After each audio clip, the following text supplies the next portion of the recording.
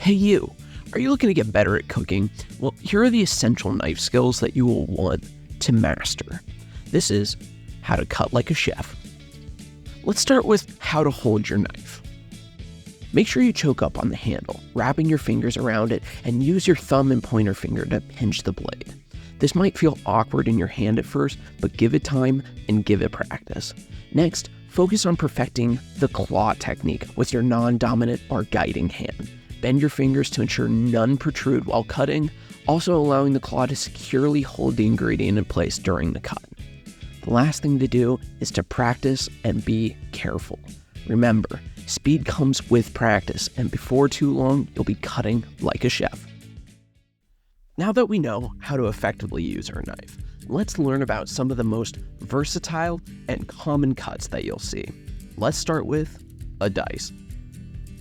There are 3 different sizes in a dice, which are small, medium, and large. All 3 variations of the cut are fundamentally the same, and it's just about how much space you give between your cuts. Start with cutting off the sides of your ingredient, then cut it into planks. Cut your planks into long sticks, like a Julienne or a bâtonnet cut, before cutting them into small cubes, and that's it. A dice is a perfect way to get all your ingredients the same size and ready for cooking. Next, let's talk about the brunoise, bâtonnet, and Julienne cuts. Now, I wanted to introduce these cuts after the dice because if you know how to do a dice, then you already know how to do all 3 of these cuts. To achieve a bâtonnet or a Julienne, simply recreate the steps used for a small dice, with the only difference being a smaller size for the Julienne. Stop after completing the matchstick or French fry cuts, and that's it. The bâtonnet represents a French fry style cut, while the Julienne mirrors the matchstick form. And if you decide to take your Julienne cut one step further like you would a dice, then you get your brunoise. The last cut that I want to show you is the chiffonade cut.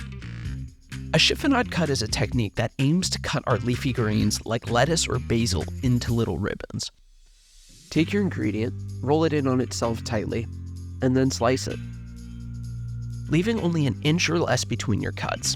The chiffonade is a perfect way to cut up your garnish or to add style to your salad or taco mixtures. With precision cuts like these, make sure to be careful, but with practice and dedication, your food will look stunning and you'll soon be cutting like a chef. If you want to learn more about cooking or gardening, go check out the Community Teaching Kitchen channel. And if you want a part 2 of Cut Like a Chef, where we'll go over some of the more obscure cuts and culinary practices, give us a like and a comment down below. Thanks again, and see you next time.